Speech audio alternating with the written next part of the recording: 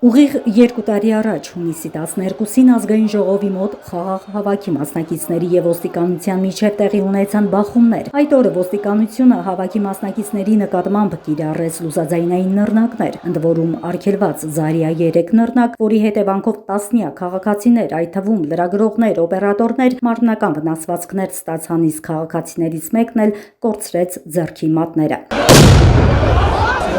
Գնդապետ Հովհաննիսյան, վիրավորներ կան։ Բախումների փաստով հարուցվեցին քրեական վարույթներ, նախաքննությունն ավարտվեց դեպքից ամիսներ անց, սակայն մինչ այսօր ոստիկանության կողմից անհամաչափ ուժի կիրառման փաստով որևէ քրեական գործ հարուցված չէ։ Փաստաբանները արձանագրում են, որ գործն ունի ընդգծված քաղաքական բնույթ, քանի որ քննչական մարմինները միակողմանիորեն թիրախավորել են միայն ցուցարարներին, մինչդեռ հատուկ միջոցներ անհամաչափ կիրառած եւ քաղաքացիներին ու լրագրողներին մարմնական վնասվածքներ հասցրած ոչ մի ոստիկան քրեական պատասխանատվության չի ենթարկվել։ Հերմինե Զայնալյան, Երկիր AM։